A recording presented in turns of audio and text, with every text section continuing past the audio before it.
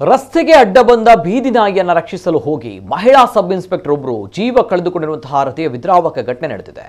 ರಿಚಾ ಸಚಿನ್ 25 ವರ್ಷ ರಸ್ತೆ ಅಪಘಾತದಲ್ಲಿ ಮೃತಪಟ್ಟಂತಹ ಸಬ್ ಇನ್ಸ್ಪೆಕ್ಟರ್. ಸೋಮವಾರ ಆಗಸ್ಟ್ 18 ರಿಚಾ ಅವರು ಕರ್ತವ್ಯ ಮುಗಿಸಿ ಮಧ್ಯಾಹ್ನ ದ್ವಿಚಕ್ರ ವಾಹನದಲ್ಲಿ ಮನೆಗೆ ತೆರಳುತ್ತಾ ಇದ್ದಂತಹ ಸಂದರ್ಭ ಏಕಾಏಕಿ ಬೀದಿ ನಾಯಿಯೊಂದು ರಸ್ತೆಗೆ ಅಡ್ಡ ಬಂದಿದೆ. ಈ ವೇಳೆ ನಾಯಿಗೆ ಡಿಕ್ಕಿ ಹೊಡೆಯುವುದನ್ನು ತಪ್ಪಿಸಲು ಒಮ್ಮೆಲೆ ಬ್ರೇಕ್ ಹಾಕಿದ್ದಾರೆ. ಪರಿಣಾಮ ವಾಹನ ಸ್ಕಿಡ್ ಆಗಿ ರಸ್ತೆಗೆ ಬಿದ್ದಿದೆ. ಇದರೊಂದಿಗೆ ರಿಚಾ ಕೂಡ ರಸ್ತೆಗೆ ಬಿದ್ದಿದ್ದಾರೆ. ಅದೇ ಸಮಯ ವೇಗವಾಗಿ ಬಂದ ಕಾರು ರಿಚಾ ಅವರಿಗೆ ಡಿಕ್ಕಿ ಹೊಡೆದಿದೆ. ಗಂಭೀರ ಗಾಯಗೊಂಡಿದ್ದ ಅವರನ್ನ ಕೂಡಲೇ ಹತ್ತಿರದ ಆಸ್ಪತ್ರೆಗೆ ಕರೆದೊಯ್ಯಲಾಯಿತಾದರೂ ಕೂಡ ಪರೀಕ್ಷಿಸಿದ ವೈದ್ಯರು ಮೃತಪಟ್ಟಿರುವುದಾಗಿ ಹೇಳಿದ್ದಾರೆ. ಕಾಸ್ಪುರ ನಿವಾಸಿಯಾಗಿರುವ ರಿಚಾ ಅವರು 2023ರಲ್ಲಿ ಸಬ್ ಇನ್ಸ್ಪೆಕ್ಟರ್ ಆಗಿ ಕರ್ತವ್ಯಕ್ಕೆ ನಿಯೋಜನೆಗೊಂಡಿದ್ದರು. ಗಾಜಿಯಾಬಾದ್ನಲ್ಲಿರುವ ಶಾಸ್ತ್ರಿನಗರ ಹೊರ ಠಾಣೆಯಲ್ಲಿ ಕರ್ತವ್ಯ ನಿರ್ವಹಿಸುತ್ತಿದ್ದಂತಹ ರಿಚಾ UPSC ಪರೀಕ್ಷೆಗೂ ಕೂಡ ತಯಾರಿ ನಡೆಸ್ತಾ ಇದ್ರು.